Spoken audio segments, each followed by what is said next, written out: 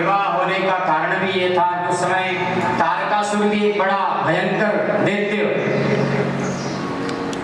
वह किसी से मरता ही नहीं था। ऐसा वरदान था कि शिव जी का कोई पुत्र हो तो वो उसे मारेगा।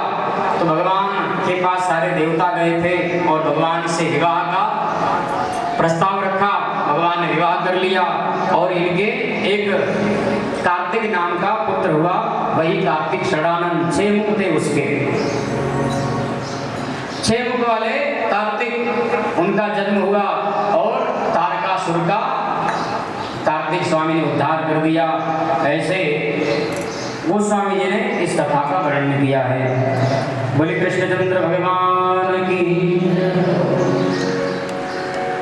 तब से कहते हैं कि देखो देवी, ये राम कथा बड़ी अति पावन है और अमंगल को हर करके मंगल करने वाली है।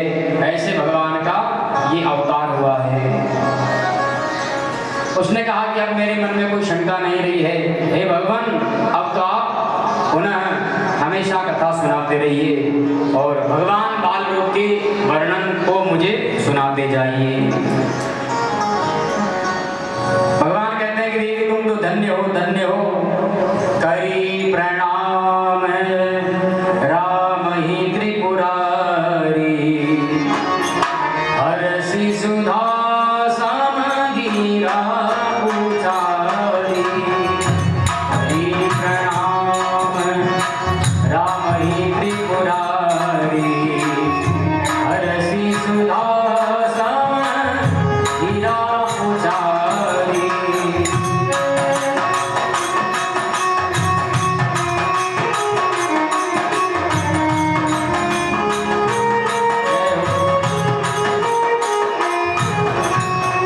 धन्य धन्य गिरि राजकुमारी, तुम समान नहीं को उपकारी।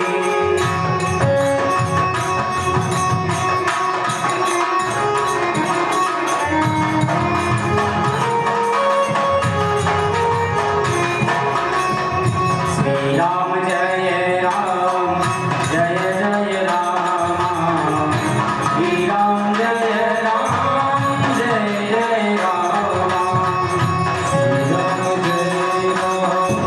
जय राम, श्री राम जय राम, जय जय राम। श्री रामचंद्र भगवान की जय। ऐसे गोस्वामी जी ने इस प्रसंग को पूर्ण किया। गिरिजा धन्य हो गई है, कथा को सुन करके धन्य धन्य हो गई है और भगवान ने भी धन्यवाद दिया। देवी धन्य हो जो तुमने राम कथा के बारे में पूछा है और मैंने तुम्हें सुनाया है। सुन गिरिजा हरिचरित सुहाए। भगवान ने कहा कि देवी तुम तो धन्य हो, बड़ा सुंदर तुमने ऐसे प्रश्न पूछा, राम कथा को सुना है। लेकिन पार्वती जी ने फिर कहा, प्रभु जब ये भगवान आते हैं तो इनके आने का कोई कारण होता है? बोले हाँ, कारण तो होता ही है ना, बिना कारण के कौन आता है? भाई हम आए तो किस कारण आए, आप कहीं जाते तो किस काम से जाते हो? बिना काम के कोई फालतू जाता ही नहीं है। तो भोलेनाथ भी कह रहे हैं कि देवी ठीक तुमने कहा है, अच्छा प्रश्न पूछा है कि भगवान का अवतार क्यों होता है, क्यों आते हैं इस धराधाम पर, मनुष्य लीला क्यों करते हैं, राम जी का आने का कारण क्या है? बोले भगवान के आने के अनेकों कारण है, कोई एक कारण थोड़ी है क्या, अनेक कारण है। कह दिया कि जब जब होए धर्म की हानि। क्या कहा भोलेनाथ ने? जब जब होए धर्म की हानि, बाढ़ ही असुर अधम अभिमानी। जब जब इस पृथ्वी पर धर्म की हानि होती है, असुरों का अत्याचार बढ़ जाता है, पापाचार इस पृथ्वी पर बढ़ जाता है, तो भगवान अवतार धारण कर लेते हैं। तब तब प्रभु धरी विविध शरीरा, नाना प्रकार के रूप ले लेकर के भगवान आते हैं। कभी राम बन जाते हैं तो कभी कृष्ण बन जाते हैं, कभी वामन बन जाते हैं, कभी नरसिंह बन जाते हैं, कभी मछली बन जाते हैं, कभी कछुआ बन जाते हैं। उनके कोई कभी मोहिनी बन जाते हैं, छम छम करके नाच लगते हैं, कभी धनवंतरी बन जाते हैं, तो कभी क्या। भगवान के रूपों का कोई बखान नहीं कर सकता है। वो चाहे जैसा रूप बना सकते हैं, वो चाहे जो कर सकते हैं, चाहे उनके हाथ हो या न हो। वो चाहे जहां जितना किलोमीटर चल सकते हैं, उनके चाहे पांव हो या न हो। चाहे वो जितना देख सकते हैं, चाहे उनकी आंखें हो या न हो। पूर्ण ब्रह्म है, परमात्मा है, सोई राम जोई राम। वो तो परमात्मा है, चाहे जो कर सकते हैं। लेकिन फिर भी तुम्हारे मन में जिज्ञासा है ना। किसी शिष्य के मन में कोई जिज्ञासा होती है तो प्रश्न करता है, तो गुरुदेव उसको बताते हैं और उसे आगे बढ़ा देते हैं, क्योंकि उसके मन में जिज्ञासा है। जिज्ञासा मन में रखने वाला भी शिष्य व्यक्ति आगे बढ़ जाता है। और जिसके मन में कोई जिज्ञासा ही नहीं, कोई उमंग ही नहीं उड़ रही है, तो क्या बढ़ेगा आगे? वो तो एक नंबर का आलसी बनेगा। मन में जिज्ञासा होना चाहिए, उमंग होना चाहिए। तो आज भोलेनाथ कह रहे, देवी तुमने जो प्रश्न पूछा है ना कि भगवान का अवतार क्यों होता है, किस लिए आते हैं, तो पहला कारण तो यही है। क्या? सुनो। द्वारपाले प्रिय हरि के दो,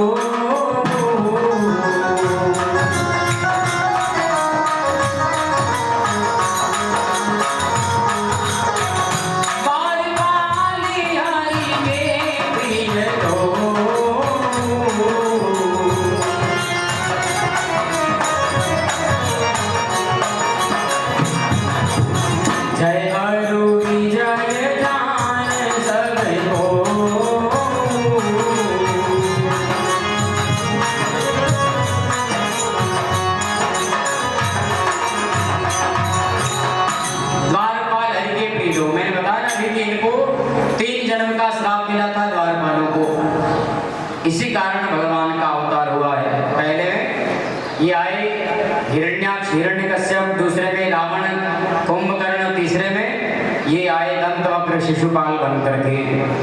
और 3 जन्म में भगवान को इनका उद्धार करने के लिए 4 अवतार लेना पड़ा, 4 बार आना पड़ा। इनको तो 3 ही बार आना पड़ा, लेकिन भगवान को 4 बार आकर के इनका उद्धार करना पड़ा। हिरण्याक्ष को मारने के लिए वाराह, हिरण्यकश्यप को नरसिंह, रावण कुंभकर्ण को राम और दंतवक्र शिशुपाल को कृष्ण रूप में आना पड़ा और इनका उद्धार किया। एक कारण तो ये हो गया। दूसरा कारण भगवान कहते हैं कि देवी जलंधर नाम का एक दैत्य बड़ा बलवान, जलंधर भी ये भगवान शिव का पुत्र माना गया है। भगवान शिव के क्रोध से इसकी उत्पत्ति बताते हैं। और इस जलंधर की जो पत्नी थी ना वृंदा, बड़ी सत्यवती थी, वो सती पतिव्रता नारी थी ये। और इस जलंधर का अत्याचार, पापाचार, बलवान भी इतना था कि इसने स्वर्ग के ऊपर आक्रमण कर दिया। अब इसको मारे कौन? खूब उपाय कर लिए देवताओं ने, लेकिन आखिर मारा नहीं। भगवान के पास गए, भगवान से जाकर कहा कि प्रभु ये जलंधर दैत्य मरता ही नहीं, आखिर ऐसा क्या है जो ये मर जाए, कोई उपाय। भगवान ने कहा कि आप चिंता मत करो। खुद ब्रह्मा जी विष्णु भगवान के पास गए, भगवान से जाकर कहा कि प्रभु ये जलंधर मरता ही नहीं है, बड़ा बलवान है।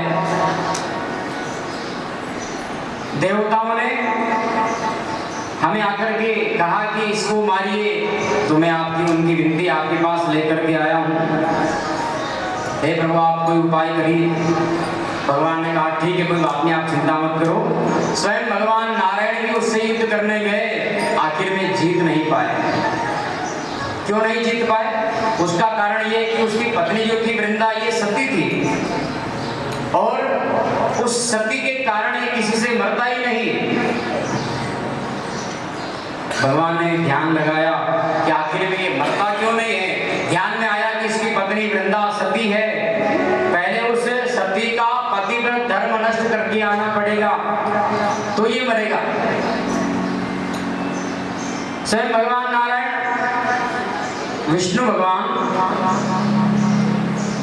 जलंधर का रूप बना करके आए और जैसे ही उसके घर पर आए, जलंधर तो असली जलंधर तो युद्ध करने गया और भगवान नकली रूप बन करके आए, उसका पातिव्रत धर्म नष्ट कर दिया और उसे मालूम पड़ा कि वो ये तो मेरा पति है ही नहीं। और जब मालूम पड़ने के बाद तुरंत उसने आत्म जल लिया, कौन है तू? मेरे पति को जानता नहीं है, तू मेरा पति नहीं है, मैं पतिव्रता स्त्री हूँ, जल्दी बता, अभी तुम्हें श्राप दे देती हूँ। आत्म जल लेकर के अभिमंत्रित जल करके भगवान विष्णु को ही श्राप दे दिया, या तुम पत्थर के हो जा। पतिव्रता का वचन है। भगवान नारायण उस श्राप को स्वीकार कर लेते हैं, प्रणाम कर लिया कि कोई बात नहीं, श्राप मिल रहा है तो ले लो। भगवान ने पुनः उसको स्वीकार कर लिया, सहर्ष स्वीकार कर लिया। अब जब उस वृंदा को बाद में मालूम पड़ा कि मैंने तो भगवान को श्राप दिया है, पत्थर होने का श्राप दे दिया, तुरंत अपनी गलती की माफी मांगने लगी, प्रभु मुझे क्षमा करिए, मैं आपको पहचान नहीं पाई कि आप मेरे पति के रूप में आए और मैंने आपको श्राप दे दिया पत्थर होने का। अब क्या करूं प्रभु, मैं आपके बिना नहीं रह सकती हूँ, क्योंकि आपने मेरा पतिव्रत धर्म नष्ट कर दिया, तब मैं आपके साथ ही पत्नी बन करके रहना चाहती हूँ। तो भगवान ने कहा नहीं, मेरे साथ तो लक्ष्मी है। बोले नहीं, मैं भी अपने रूप को त्याग देती हूँ। और उस समय उस वृंदा ने भी अपना रूप त्याग दिया, जो स्त्री वाला रूप था त्याग दिया, और उसी जगह एक तुलसी का पौधा उग गया, वृंदा तुलसी बन गई। भगवान ने कहा चलो ठीक है देवी, इस तुलसी के रूप में मैं तुम्हें जरूर स्वीकार करूंगा और मैं तुम्हें वचन देता हूं कि तुम्हें मैं कभी छोड़ूंगा नहीं, कभी मेरे भोग लगेगा, मैं अकेला नहीं रहूंगा, भोग लगेगा तो तू अगर मेरे पास रहेगी तो मैं भोग लगाऊंगा, बाकी मैं भोग नहीं लगाऊंगा। चाहे कितने प्रकार के व्यंजन हो, 36 प्रकार के पकवान हो, बिन तुलसी हरि एक न मानी, नमो नमो तुलसा महारानी, बोल तुलसी मैया की। तो ये वही वृंदा जो तुलसी बन करके आई है और भगवान विष्णु ने उसे स्वीकार कर लिया पत्नी के रूप में ही, उस तुलसी के रूप में। तो एक कारण भगवान का आने का ये भी है, जलंधर के कारण भगवान आए। तहां जलंधर रावण भयऊ, हनि हति राम परम पद भयऊ। भगवान शंकर कहते हैं देवी अब भगवान का एक कारण और है, तीसरा कारण और है भगवान के आने का। क्या कारण है?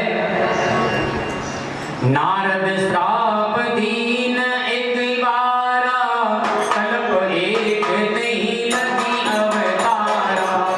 श्री राम जय राम जय जय राम, श्री राम जय राम जय जय राम, श्री राम जय राम जय जय राम, श्री राम जय राम जय जय राम, श्री राम जय राम जय जय राम, श्री राम जय राम जय जय राम।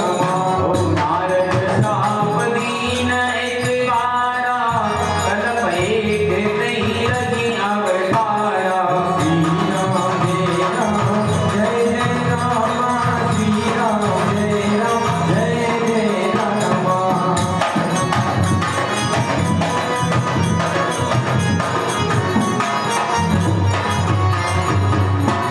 नारद श्राप दीन एक बारा, कल्प एक नहीं लगी अवतारा। देखो कल्प की कथाएं अलग होती है और रामायण भी एक नहीं अनेकों रामायण है। रामायण शतकोटि अपारा। कितनी रामायण है? 100 करोड़ रामायण है। एक रामायण की बात नहीं हो रही है। कितनी रामायण है? 100 करोड़ रामायण है। उनमें से हम तो 5-10 का ही नाम जानते होंगे। और द्वापर भी, त्रेता भी कोई एक बार नहीं, कितनी बार चला गया है? 28 बार सतयुग निकल गया। 28 बार त्रेता युग निकल गया, 28 बार ये द्वापर निकल गया और 27 बार कलयुग निकल गया है। 28वां ये कलयुग चल रहा है। तो हर कल्प की कथाएं अलग होती है। अब आप कभी सुनते हो कि सीता तो रावण की बेटी थी, कभी सुनते हो जनक जी की बेटी थी, कभी क्या तो भ्रमित होने की बात है, लेकिन भ्रमित नहीं होना है, जो है वो सत्य है। सीता रावण की बेटी थी, हो सकता है कि कभी चौथे त्रेता युग में होगी और बाद में जनक जी की बेटी कभी 28वें त्रेता में होगी, है? कोई हम अंदाज नहीं लगा सकते हैं। अलग अलग युगों की अलग अलग बातें। कभी यहाँ शहर नहीं था, जंगल ही था, राम जी आए थे, अब यहाँ शहर बन गया, लोग आ रहे। कभी ऐसा मन में भेद नहीं जानना चाहिए, शंका नहीं लाना चाहिए, ऐसा नहीं ऐसा ही था, ऐसा हो ही नहीं सकता है। जो लिखा है वो सत्य ही है, जो आपने सुन लिया वो भी सत्य है, जो लिखा वो भी सत्य है। तो यहाँ पर जैसे ही कहा, नारद श्राप दीन एक बारा, कल्प एक लगी तेहि अवतारा। एक कल्प में नारद जी ने भी भगवान को श्राप दिया था। ये बात है। ये बात सुनकर के पार्वती जी के तो कान खड़े हो गए। हे भगवान, ये भी कोई बात है क्या? अरे नारद जी तो भगवान के कितने बड़े परम भक्त हैं और वो कैसे श्राप दे सकते हैं भगवान को? दे नहीं सकते हो। तो आश्चर्यचकित हो गई, बोला नहीं नहीं, नारद जी तो विष्णु भगवान के परम भक्त हैं और वो कैसे नारद जी भगवान को श्राप दे सकते हैं? गिरिजा चकित भई सुनी वाणी, नारद विष्णु भगत सुनी ज्ञानी। नारद जी भगवान विष्णु के भक्त होने के बाद भी कैसे श्राप दे दिया? हे भगवान, मुझे ये समझ में नहीं आ रही, कथा मेरे मन में नहीं उतर रही है, क्योंकि अटपटी बात है। कोई कहते हैं कि जैसे राजा दशरथ जी का जन्म हुआ ना, तो महाराज अज के यहाँ हुआ था। अज राजा थे, उनके रानी के गर्भ से इनका जन्म हुआ। और कोई कहता है कि राजा दशरथ जी का जन्म कैसे हुआ? अज नाम के राजा, उन्होंने विचार किया कि मेरे कोई संतान नहीं है, चलो किसी ऋषियों से मिलकर के पूछना चाहिए। तो ऋषियों के पास जाकर के मिले। उन्होंने कहा कि महाराज, आप राजा तो हो और आप जो खा रहे हो ना, ये अपनी कमाई का नहीं खा रहे हो, अपने राज्य का नहीं खा रहे हो, तो क्या करें महाराज? मैं अपनी कमाई का नहीं बोले, हाँ ये तो पहले से चला आ रहा जो तुम खा रहे हो। तुम्हारे तो पुत्र होगा, लेकिन तुम कोई मेहनत करो, अपने हाथों से कुदाली चलाओ, खेती चलाओ, फावड़ा चलाओ, मेहनत करो, उससे जो मजदूरी मिलेगी उससे वो तुम्हारी खरी मेहनत है। अच्छा, तो उससे क्या होगा? बोले खरी मेहनत करने के बाद ही तुम्हें संतान की प्राप्ति का योग है। लेकिन ये खरी मेहनत तुम्हारे राज्य में नहीं, तुम्हारे राज्य को छोड़ करके दूसरे राज्य में जाकर के करना पड़ेगा। ठीक है, राजा अज ने अपने राज्य को त्याग दिया, दूसरे राज्य में गए और एक लुहार के यहाँ जाकर के रात्रि भर वो घंट चलाया। गाड़ियां लुहार होते हैं ना, घंट चलाते हैं। तो राजा ने भी साधारण रूप बना करके गए दूसरे राज्य में और रात भर वहां घंट चलाया। वहां एक पैसा मिला होगा रात भर का, एक पैसा लेकर के आए। मेहनत, खरी मेहनत है, रात भर पसीना पसीना हुआ। फिर गए संतों के पास कि ये खरी मेहनत का पैसा है, मैं खुद अपने हाथों से खरी मेहनत करके लाया हूँ। तो कहा ठीक है, जाओ ले जाओ, इनको जंगल में फेंक करके आ जाओ। अरे रात भर कितनी मेहनत करी, तपस्या करी है, खूब घंट हथौड़ा चलाया, फेंकने की कह रहे, बोले हाँ फेंक दो। फिर अज महाराज गए दूसरे राज्य में, अपने राज्य में कुछ भी नहीं करना, दूसरे राज्य में जाकर के उस एक पैसे को आने को फेंका और जैसे फेंका तो वो अंदर चला गया, पैसा जमीन खोद करके अंदर चला गया। और थोड़ी देर में क्या देखा सुंदर, ओहो बहुत सुंदर। वो रथ देखते ही देखते आकाश में चला गया। थोड़ी देर बाद एक रथ और निकला। ऐसे करते करते 1 2 3 4 5 6 7 8 9 रथ निकल गए, लेकिन राजा को प्राप्त नहीं हुए, चले गए।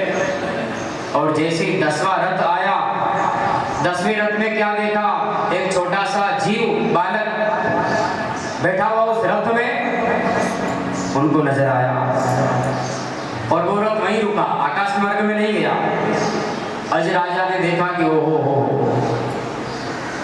ये बालक 10वें रथ में आया, 9 रथ तो पहले चले गए, एक भी रुका नहीं मेरे पास, और ये रुका है तो इसमें एक बालक। तुरंत लेकर के आए, गुरुदेव से कहा, भगवान आपने जो कहा था कि संतान का योग है, खरी मेहनत करके ये संतान का योग इस प्रकार मिला, ये आपका ही आशीर्वाद है, इसका नाम बताइए। तो गुरुदेव भगवान ने कहा कि कितने रथ निकले?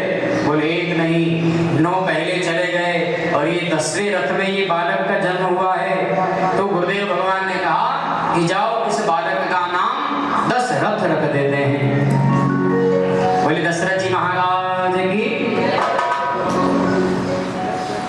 तो मन में शंका हो जाती कभी कभी, कह रहे महाराज ने उन्होंने ऐसा कहा, अनिरुद्धाचार्य जी ने ऐसा कहा, तो प्रदीप जी मिश्रा ने ऐसा कहा, कमल किशोर जी ने ऐसा कहा, तो मन में जो है शंका आ जाती है। तो शंका करने की आवश्यकता नहीं है, अलग